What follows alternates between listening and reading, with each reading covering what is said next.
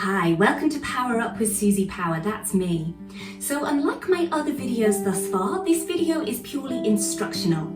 A few of you have noticed that I often talk about the Basic Pilates Principles at the start of each workout, and you wanted to know a little bit more. So if you're new to Pilates, this video is going to be great for you, or even if you're an experienced practitioner of Pilates or even a teacher, it's sometimes just nice to have a refresh. Now the best thing about these Pilates principles is that they're really transferable to other styles of movement. So if you're into HIIT, if you're into yoga, if you're into swimming, resistance training, running even, this is a great way of just always ensuring that you get the most out of your workout, you're keeping good form and ultimately keeping your body safe. So number one is breathing. Now, if you've ever been to a yoga class, you'll know that there are many different ways in which we can breathe. In Pilates, we want to be using something called a lateral thoracic style of breath. So that simply means that you're breathing into the side and the back of the rib cage. The inhale is through the nose, and the exhale is out gently through a pursed lip, as if you're blowing out a candle or pushing breath out through a straw. This style of breath is optimum as it allows us to maintain and access our deep core connection and pelvic floor contraction.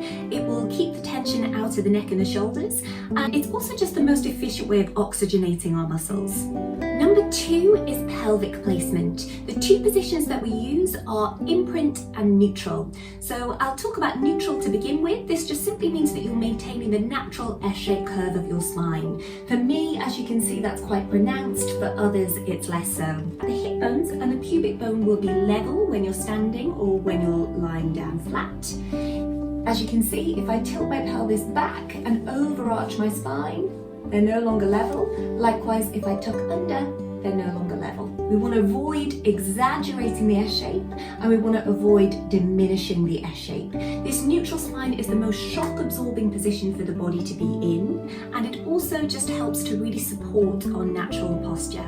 Moving on to the imprint position, this just simply means that you're using a tiny posterior tilt just to enable you to access the contraction of your abdominals that little bit easier. It can be easier to stabilize in this position at the start of your Pilates journey, and it's particularly used when you're lying down on your back with your legs lifted in an open kinetic chain.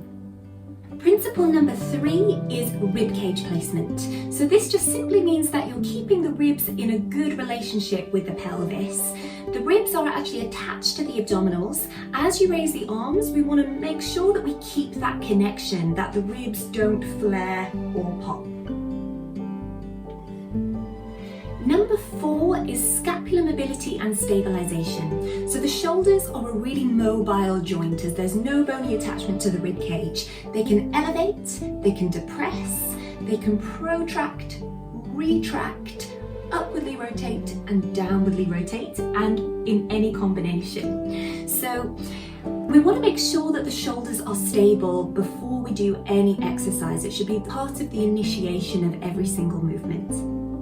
So lastly, number five, head and cervical placement. This just simply means that you're keeping the head balanced. It's quite a heavy part of the body and the neck is quite fragile. So we want to make sure that we're not over jutting the chin forwards or over pulling the chin back, that the head stays in a good relationship with the middle back and follows that line. This is just going to help avoid any unnecessary strain. My last top tip that I wanted to personally include is something called mind-muscle connection. So employing the mindfulness that you might use in yoga into your Pilates practice. Thinking about every single muscle that has to work in a movement. So not just visually doing a squat, but really connecting to the glutes, the quads, squeezing the glutes up at the top. This is really going to help you to get the most benefit and also help to focus your mind. My last top tip is really getting to know what your body's natural tendencies and habits are, so that over time you can begin to work on these things and it will just naturally become ingrained in your practice. So for example, I know when I lunge that my hip likes to drop, my waist likes to shorten, so I automatically now think about leveling my hips. Similarly, when I'm doing a press up, I know my chin wants to drop, so I have to think about lengthening my neck and bringing my chest forwards. All these little things are going to help you to get the most out of your workout. If this is something that you're not sure about, it might be useful to just enlist the help of the trainer once, twice, a couple of times, just to do that postural analysis, look at the way you move, and then tell you perhaps what you need to strengthen or work on over time. Hopefully this video has been useful to you. If there's anything that's unclear, if you have further questions, anything I've not covered, please do let me know in the comments and I'll try and get back to you, maybe make another future video on this subject.